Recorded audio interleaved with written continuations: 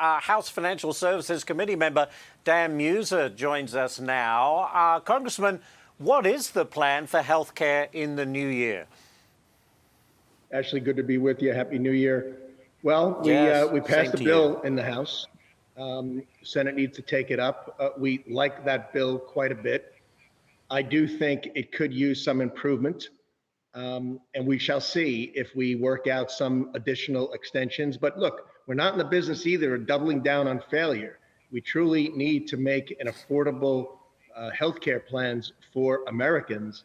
And, in this petition, this discharge petition, a 3-year extension is totally unacceptable. I mean, that's offering up all the worst aspects of Obamacare, including the temporary subsidized increases of COVID. COVID's long gone, which is costing the American people who aren't receiving these subsidies hundreds of billions of dollars. So we've got our work to do. And you know what? The answer is not all that difficult. We can reach a reasonable negotiation on this that benefits people in the right way. That said, it's very difficult, isn't it, to find common ground? Do you think there could be another government shutdown if both sides can't come to that resolution? Ashley, if the media and the general public just insist that we truly deliver what's in the best interest of the vast majority, if not all Americans, then that is not all that difficult. Unfortunately, and frankly, the Democrats at this point, led by Hakeem Jeffries, are all about politics, not about policy. In fact, they really want to cast blame rather than solve any problems. But if they were to come together, it's very, very doable. Would we have a government shutdown? The last one was a complete waste of time, a waste of money, waste of a lot of things. And we didn't get, we'd be further along than we are now.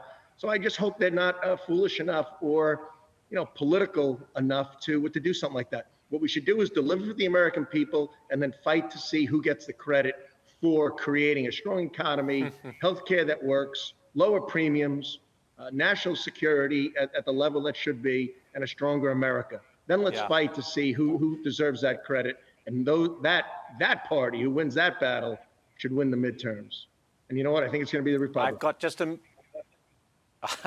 I've got 1 minute left, Congressman. A New York Times writer claims the far right is using the Somali community as a scapegoat in that rampant fraud case. Surely the victim here is the American taxpayer. It's absolutely shameless, but this is not new. Look what they did with Venezuela. Not to jump to that subject, they're only showing the destruction and blowing up of some cartel narco-terrorist boats. They don't talk about what was really happening in Venezuela, the Russians, the Chinese, the cartels, the death, the cocaine laden with fentanyl that's killing Americans.